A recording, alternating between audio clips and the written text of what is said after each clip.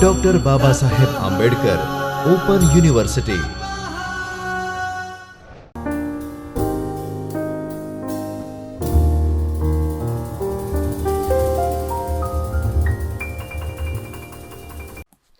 Namaskar dear students.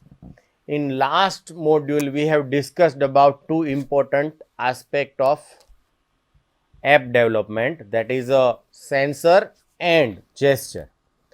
In today's session we will take demonstration of sensor.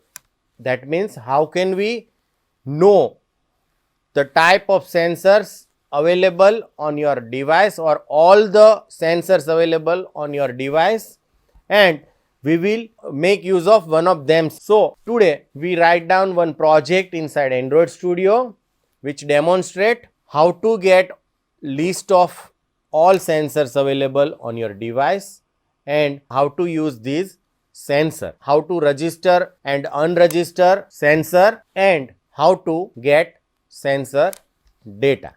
So let us start this demonstration. So on screen you can see I have written one project called sensor demo inside Android Studio. So this is a welcome to Android Studio dialog box, and I am clicking on this sensor demo to open that project. So let us first try to understand project structure. So this is my project structure, right? Inside manifest file I can declare these permission. If I want to use accelerometer in my app, then I have to declare that hardware, and it should be set to required true, so that if it is there then we can use this feature. So this is how we can declare permission inside our manifest file to use particular sensor, and it should be set to required true. So this is a change required in manifest file. Now let us try to understand our layout file, that is activity underscore main.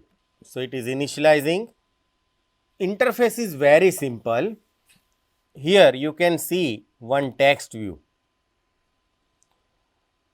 which displays list of sensors. So it is a static text view. It just used to display that this is a below is the list of sensors available on your device. The next control is a list view, and its ID is list view, that you can see here inside attribute window. List view has a ID list view, and below that I have initialized one text view with ID txt position. Now here I want to display my coordinate data, that means x, y and z coordinate data whenever device moves, right? So only three controls are there, two text view and one list. So I hope you understand this interface, and it is very simple, you can quickly create it. So let us move to coding part. So I am going to my activity file. Here you can see this is my activity file. Now I have declared one list view which refers to list view to display list of sensors. This list view is used to display list of sensor. Now this array list stores all the sensor information. Here we just get name. So this array list refers to string, and it is initialized with instance of array list of type string. So these array list stores all sensor names, right? And this is a text view which is used to display position. That is why position refers to x, y and z. So these text view displays position. Now inside on create, First we set our content view to our layout file, which is activity underscore main.xml file, and after that we initialize two objects. One is text view, which refers to last text view to display xyz coordinate position, and another is a list view which displays list of sensors available. As we discussed earlier, first we need to create instance of sensor manager class. So whenever I write down get system service and inside that I write down sensor underscore services, it returns the handle to sensor service. So now I can use these SM to get sensor information. Now we have already discussed how to get all sensors, right? So for that I have declared one object of type list, which is dynamic data structure, and it stores sensor information. That is why it is of type sensor, and this is object name device sensors, and here I write down sm dot sensor list, and I have written sensor dot type all. It means I want to get all the sensors inside these device sensors object, right? So this method returns all sensor list inside these object device sensors. I want to add those sensor name into array list, which again displayed inside list view. So what I write down is I have created one for each loop which reads all sensors available on device one by one inside these sensors, and using add method of array list I get name of all sensors one by one and add that sensor name inside array list. So basically these adds sensor name inside our array list. So after completing these loop, all sensor names are available in array list. Now after that these name we want to display inside list. So to initialize list you have to create array adapter.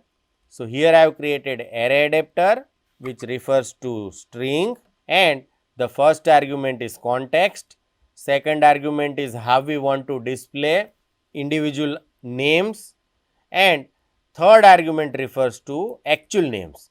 So array list contains all sensor name.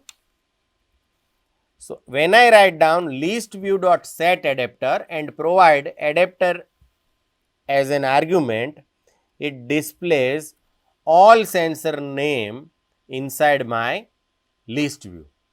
So this is how we can fetch all sensors available on your device and display it inside list view. We get all sensors available on our device. Now I want to check whether accelerometer is available my device or not. So for that, instead of these method get sensor list, I have used get default sensor method to access individual sensor, right? Here I declare one object of type sensor and initialize that sensor using get default sensor method of sensor manager, and inside argument instead of all I have referred to specific sensor, that is type underscore accelerometer. So if it is there, it is stored inside these accelerometer. Now these object refers to accelerometer available on my device. The next thing you have to do is you have to register listener for these sensor. So I have declared one sensor event listener. So this is a sensor event listener. This is object of type sensor event listener, and here I have create instance of sensor event listener, and inside that I have implement two methods. On accuracy change, so I don't want to do anything when accuracy is changed, so this is empty. I have written nothing inside these, but suppose I want to do something when accuracy is changed. So here I got sensor data, and inside accuracy I get accuracy. Here another method is on sensor change. That means whenever sensor data is changed, we get all these information inside this event object. So what I have do is I have created one array of type float, and here I write down event dot values. Now inside values we get x, y and z coordinate. These value returns the length and content of the value array depend on which sensor type is being monitored. Here I have used accelerometer, so it returns x coordinate value inside value 0, y coordinate value inside value 1 and z coordinate value inside value 2. Inside that text view, I have set text as a x colon and value of x coordinate. Then in new line, I have declared y colon and value of y coordinate, and in third line, I declare z colon and then actual value of z coordinate. So inside on sensor change, you get all sensor data. So this is how we can create sensor event listener. First, before registering listener, we have to check actually accelerometer is there or not. So if accelerometer is available, then and then we have to register listener. So here I write down if accelerometer is not equals null, it means it is there. Accelerometer is not null, it means accelerometer is available on my device. So using sensor manager register listener method, I can register sensor listener to particular sensor. So the first is a sensor listener, second is a sensor to which I want to register that listener, and third specifies how many time we want to refresh data. So here I write down sensor underscore delay underscore normal. So these rate is default suitable for sensor orientation changes and its value is 3.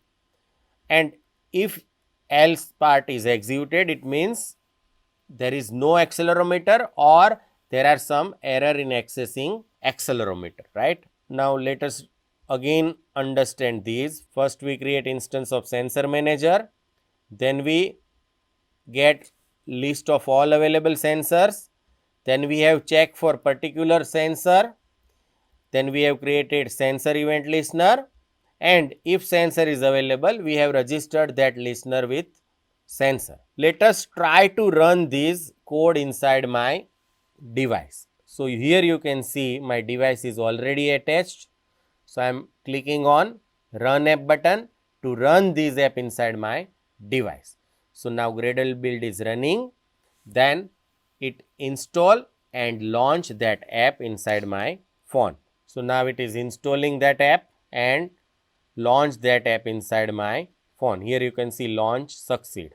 So here we can see my app is already launched. Here you can see name of various kind of sensors available on my device. The first is accelerometer, magnetometer, gyroscope, proximity, magnetometer uncalibrated, gyroscope uncalibrated, significant motion, step detector, step counter, tilt detector, pickup gesture, interrupt gyroscope, context, call gesture, wake up motion, gyroscope, pocket mode, hover proximity, grip sensor, screen orientation sensor, ear hover proximity sensor, motion sensor, camera light sensor, rotation vector sensor by Samsung, gravity sensor, linear accelerometer sensor, rotation vector sensor,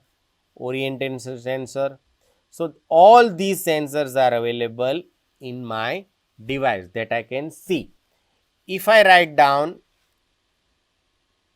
toString here, instead of get name, I write down toString, and if I apply changes,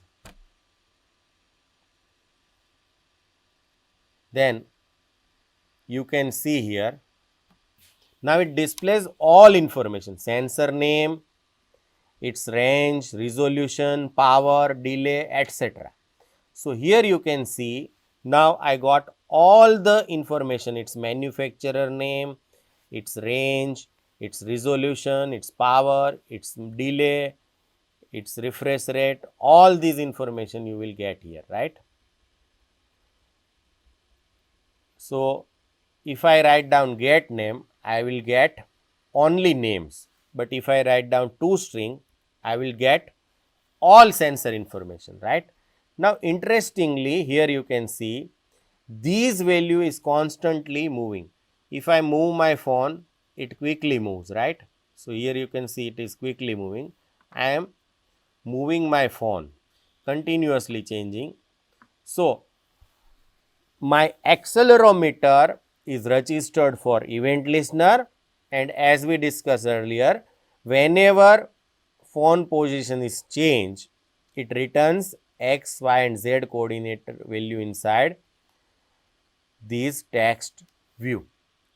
So friends, in these demonstration we have learned how to get various kind of sensors available on your device, and we have displayed those sensors inside our list view programmatically, and we have also checked whether particular sensor is available or not.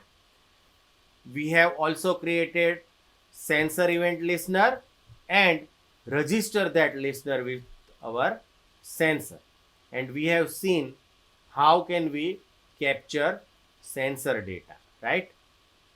So I hope you enjoy this demonstration. Thank you and happy learning.